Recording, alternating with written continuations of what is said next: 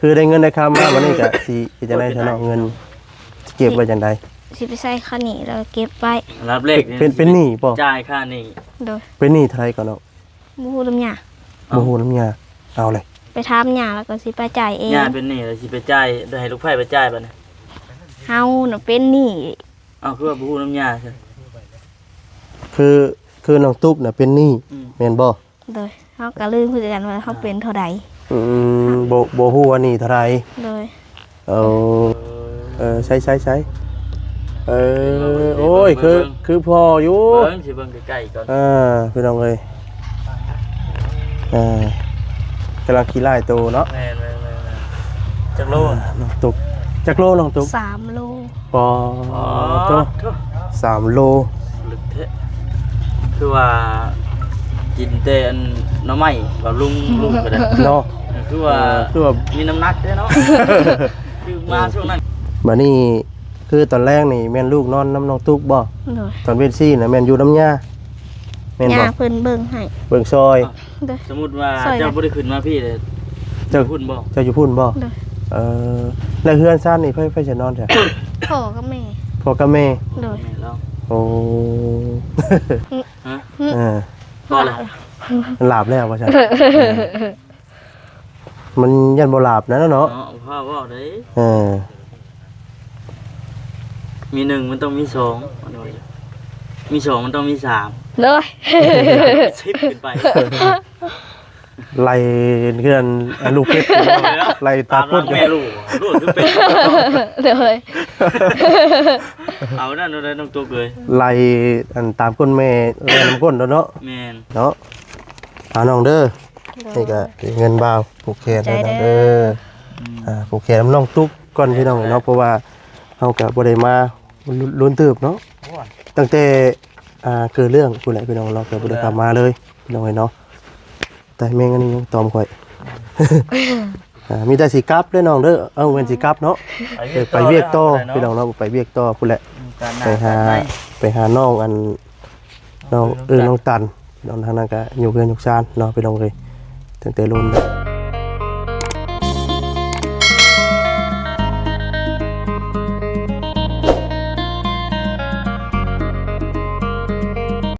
คือว่าเนี่ยคือว่าโดนตึกเนาะ โดนเติบ แต่กี่คนมันบ่ได้โอกาสเข้ามา ถือว่าได้เรือนเติบเนาะเฮาบ่ได้เข้ามาทางน้องตุ๊กน้องเอ้ยเนาะ มารอบนี้เพิ่นนั้นจน ลูกบ่ โดย ใช้โอ้ยคือพออยู่ เบิ่งสิเบิ่งใกล้ๆก่อน พี่น้องเอ้ยกำลังขี้ไล่โตเนาะ แม่จักโล น้องตุ๊กจักโลน้องตุ๊ก 3 โล ปอโต3 โล ลึกแท้คือว่ากินแต่อันหน่อไม้แบบลุงก็ได้ เนาะ คือว่ามีน้ำหนักเด้เนาะ คือมาช่วงนั้นคือว่าเห็นแต่แกงหน่อไม้ก็มันน้อย เป็นไงน้องน้ำนมออกแห้งอยู่บ่ โดย กระทำขึ้นเพิ่นบ่ได้ให้บ่ใช่ให้บ่ หายแต่ยามเพิ่นอยากนุ่ม ค่ายุเพิ่นบ่ได้ให้เนาะ โดย ภาษาเล็กน้อยแอล เพ เนาะ ราะว่า มันอยาก ค่าข้ามขึ้นนี่ส่วนหลายเล็กน้อยอยากให้เด้พี่น้องเอ้ยเนาะมันก็ขึ้นกับส่วนบุคคลเนาะบุคคลนึงก็ให้ก็ได้ปลุกอาบน้ำคนละมื้อนะกลางเว้นคือ แต่ปลุกอาบน้ำ โดย ค่ายุเพิ่นก็ออกเกิดมาเพิ่นก็ให้เลี้ยงสบายเนาะบ่ครับตอนเกิดมาตอนอิดน่ะท่านหัวเพิ่นไหายอยู่เพิ่นเกิดมาตอนอิดท่านหัวเพิ่นไหายอยู่แต่บ่ฮู้เมื่อยังเลยนี่ โอ้เมือง บัดนี้คือตอนแรกนี่แม่นลูกนอนน้ำน้องตุ๊กบ่ โดย ตอนเว้นซี่น่ะแม่นอยู่น้ำยา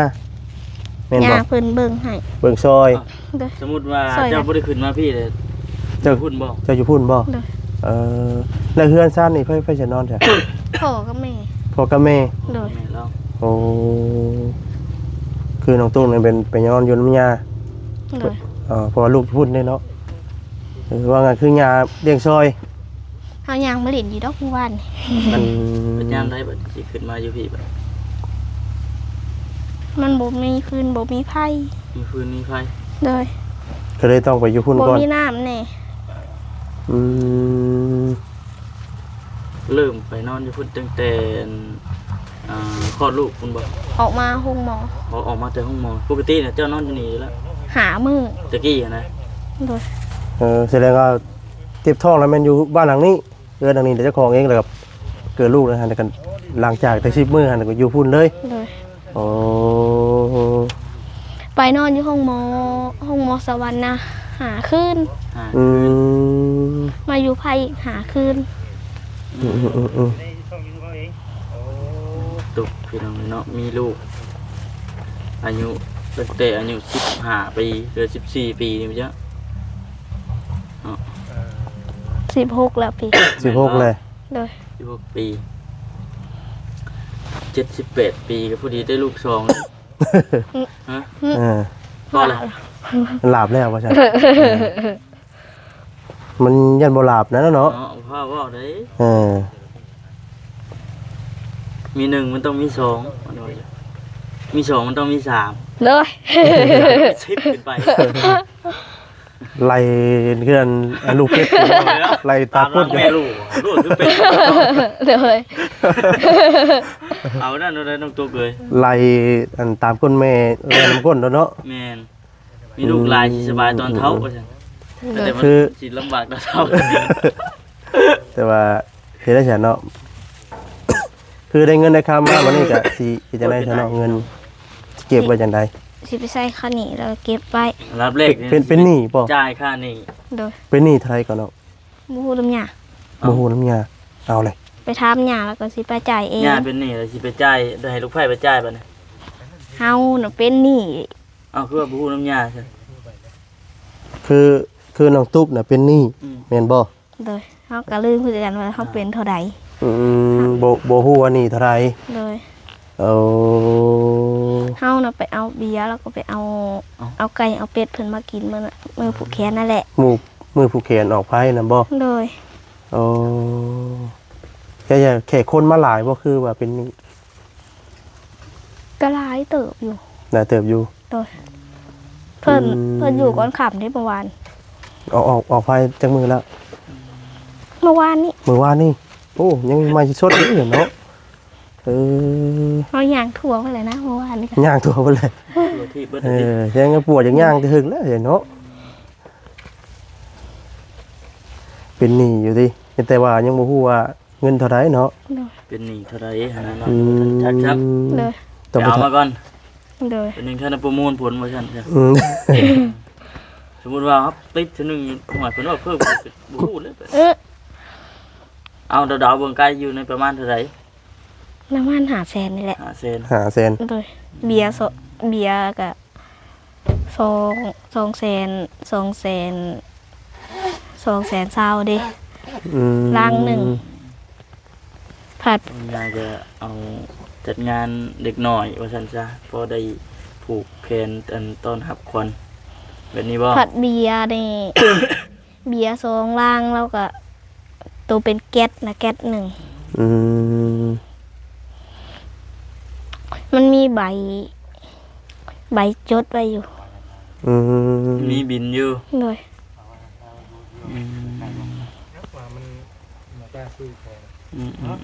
แบบนี้เนาะ โดย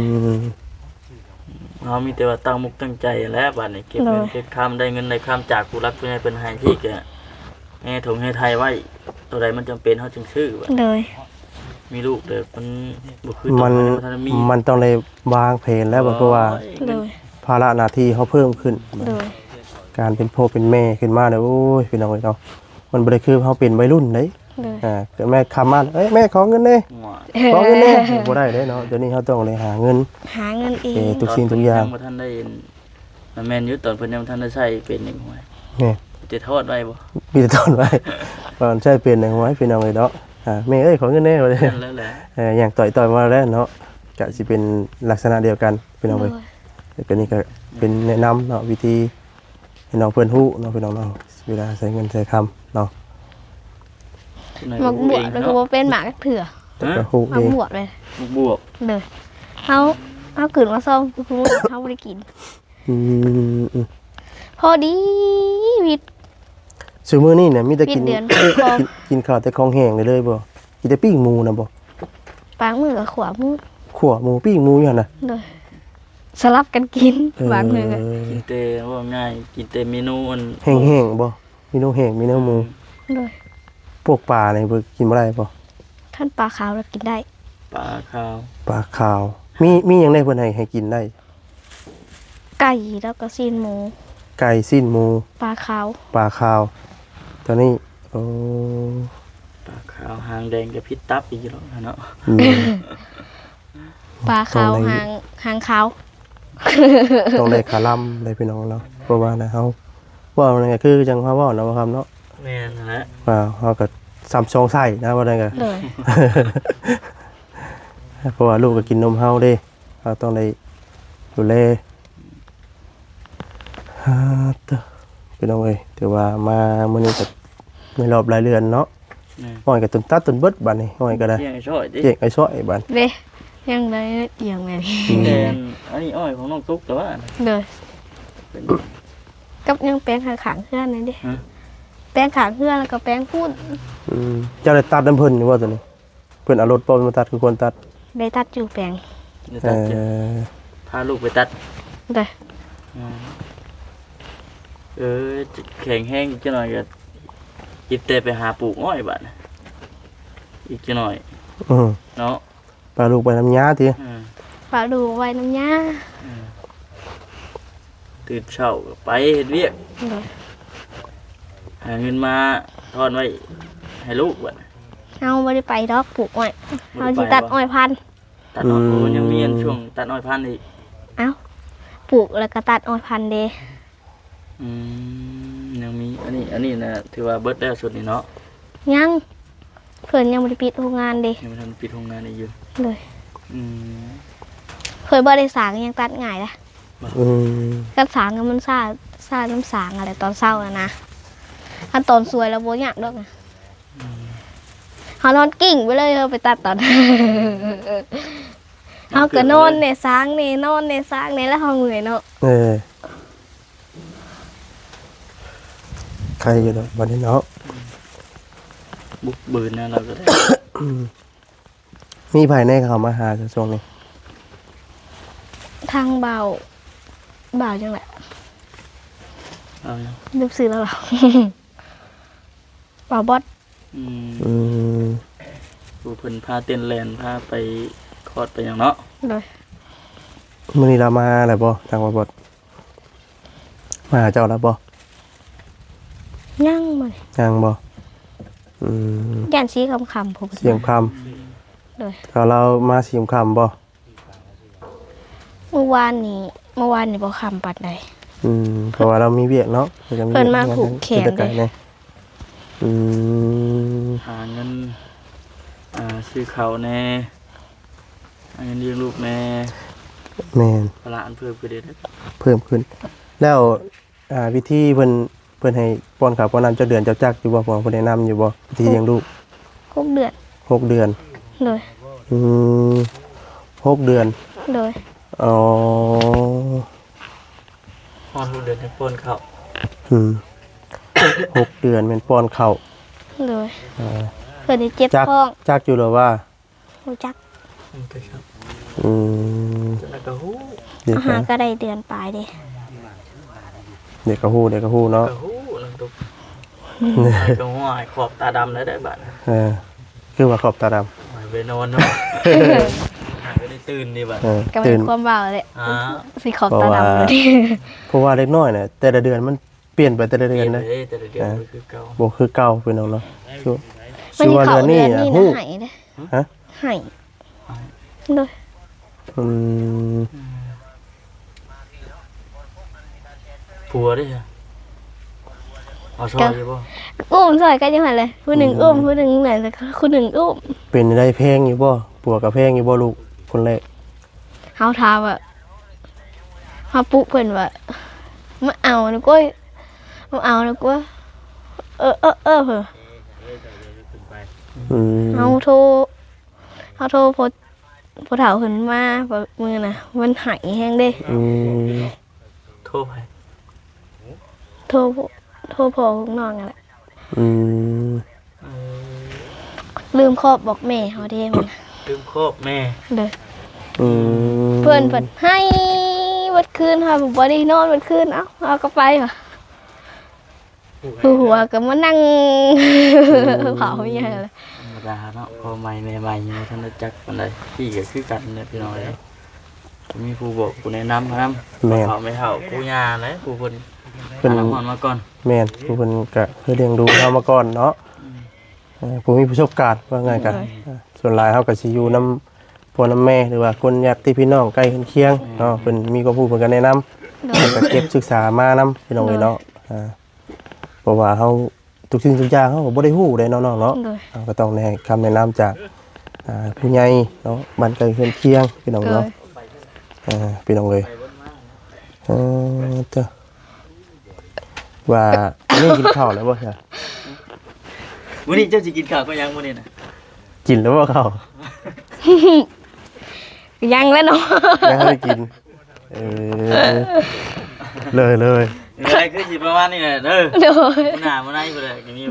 เนาะ มาเยี่ยมมายาม เฮามีแต่มีผ่าอยู่บ่เนาะกูเคนอ้าว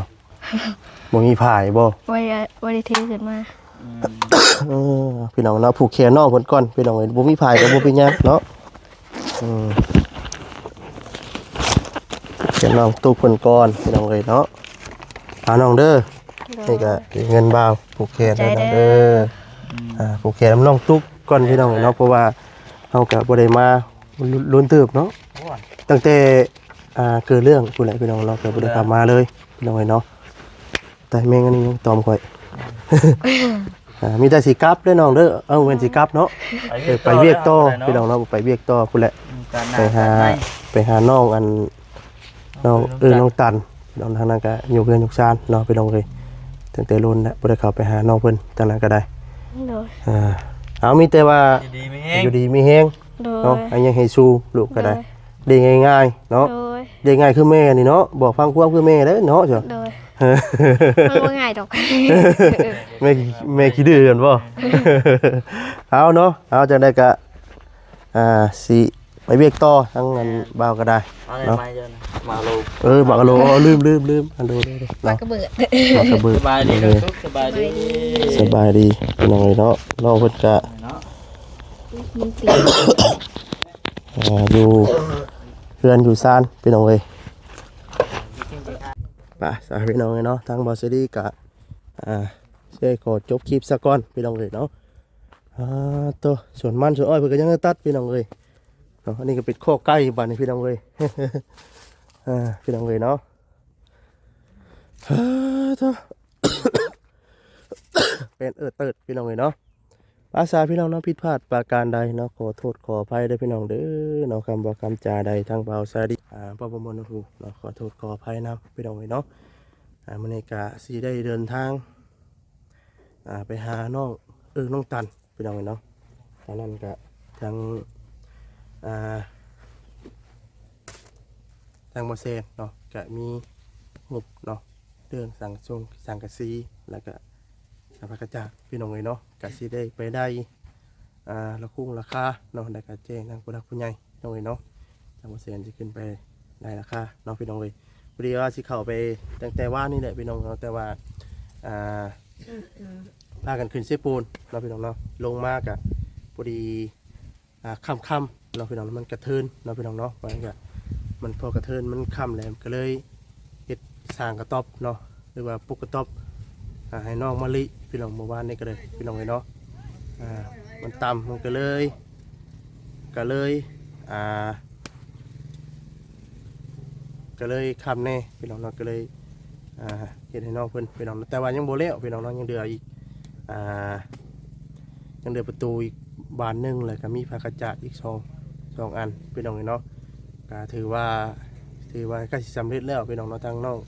มะลิพี่น้องที่ปักที่เช้าน้องมะลิพี่น้องเนาะจากนั้นก็ผมขอบคุณเด้อเนาะทางผู้หลักผู้ใหญ่ใจะดีเพื่อทุกคนเนาะที่ได้ฝากเงินฝากคำเนาะสุดเสื่อทางน้องมะลิและก็ทางน้องตุ๊ก พี่น้องถือว่ามื้อนี้ก็ทางบ่จิตเพิ่นก็ได้เอาเงินเอาคำเนาะมามอบหมายงานมามอบเงินเนาะพี่น้องเนาะพี่น้องมามอบเงินให้ทางน้องไปมาเนาะมามอบเงินให้ทางน้องตุ๊กพี่น้องเนาะในจำนวน3 ล้านพี่น้องเนาะ3 ล้านนะพี่น้องเนาะก็ดีอกดีใจนํพี่น้องเนาะลำลาไปก่อนเด้อพี่น้องเด้อเนาะผิดพลาดจังไดก็ขอโทษขออภัยนํเนาะอยู่ดีมีแฮงเบิดสุขุสุขคนพี่น้องเนาะสำบายดีเด้อเนาะสำบายดีพี่น้องเอ้ย